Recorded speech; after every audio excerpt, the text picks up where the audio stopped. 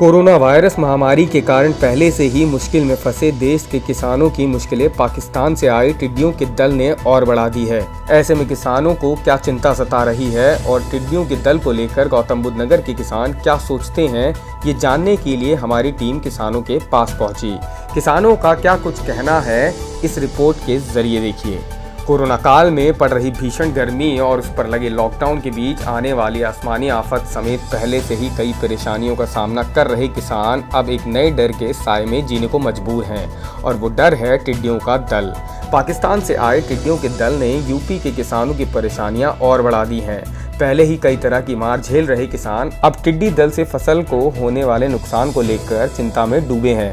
ऐसे में टिड्डियों के दल से नुकसान किस तरह का डर सता रहा है, इसका पता लगाने हमारी टीम ग्राउंड जीरो पर पहुंची और सालों की सब्जियों की पैदावार करने वाले किसानों से बात कर टीम ने ये समझना चाहा कि अगर टिड्डियों का दल गौतम बुद्ध नगर पहुंच जाता है तो उसका सबसे ज़्यादा नुकसान कौन सी फसल को होगा।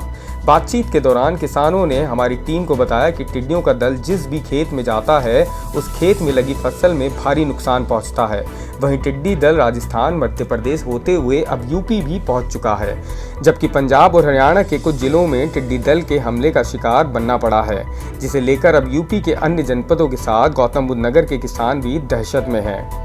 सर, इसका ऐसा है, जो प्रदूषण जो हमारी गवर्नमेंट सरकार ने जो बोला कि प्रदूषण में दिक्कत पैदा होती है और जो हम उसमें जो प्रदूषण करेंगे, हल्का प्रदूषण करने के लिए उसमें नीम के पत्ते जरूर डालने, जिससे कि व्यक्ति पर जो को दुरुपयोग न पड़ पाए।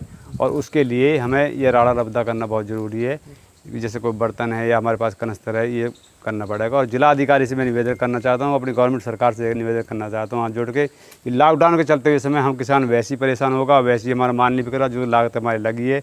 हम जो खेती कर रहे हैं बिना सरकारी खाद के कर रहे हैं, जैविक खाद हम बना रहे हैं, दवाई अपनी बना रहे हैं, जो हमारे पास ड्राम रखे हैं उसमें हम बना रहे हैं। और हमें यही रिक्वेस्ट करना चाहूँगा कि किसान को किसी प्रकार हमारे जिला अधिकारी जो हमारी मदद करें, कुछ वह मदद करें, कुछ हम अपनी ही उसमें हमें सलाह दें कि इसमें इससे चीज़ से हमारा बचाव हो सकता है। अच्छा, ये बताइए, ये टिड्डा जो है खेती में, सब्जी में किस प्रकार से नुकसान करता है? सर, ये ऐसा जो हमारा तना है फसल का, उसके जूस को निकाल लेते हैं और पत्ते को बिल्कुल नष्ट कर देती है। जो फुटेर चरकाती है उस पत्ते को, कच्चे पत्ते को उस करके कर देती है।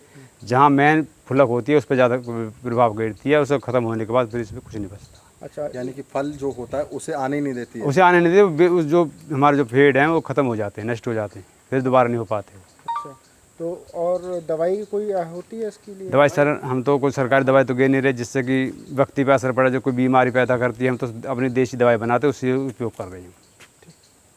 टिड्डियों का यह दल ईरान, पाकिस्तान सहित अफ्रीका को भी मुश्किलों में डाल चुका है। माना जा रहा है कि ये टिड्डी दल पाकिस्तान से चलकर हमारे देश में पहुंचा है, जबकि राजस्थान, मध्य प्रदेश के रास्ते अब टिड्डियों का दल यूपी में दाखिल हो चुका है।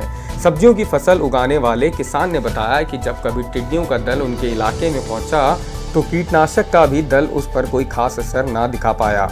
हालांकि टिड्डियों के दल को भगाने के लिए कीटनाशक के छिड़काव के साथ ढोल, ताशे बजाने और पटाखे छोड़ने के जैसी कई जतन किए गए। साथ ही नीम के पत्तों का धुआं भी किया जाता है। हालांकि जिला प्रशासन की ओर से टिड्डियों के प्रकोप के रोकथाम के लिए पहले से ही कदम उठाए जाने लगे हैं। डीएम सुहास अलवाई की ओर से टिड्डियों के प्रकोप पर नियंत्रण पाने के लिए पहले ही तैयारियां शुरू कर दी हैं। प्रशासन टिड्डी दल के प्रकोप पर नियंत्रण पाने के लिए जहां बाजार कीटनाशक दवाओं को उपलब्ध करा रहा है, तो वहीं प्रशासन फसलों पर कीटनाशक दवाओं की छिड़काव भी तैयारी कर रहा है। कृषि विभाग के साथ बैठक हुई है जिसमें लोकस्ट स्वार्म अटैक के लिए जो प्रिवेंटिव मेजर्स लेना है, तैयारियां करनी है, वो तैयारियां की जा रही है। वर्तमान में किसी भी तरह का खतरा जनपद के लिए नहीं है।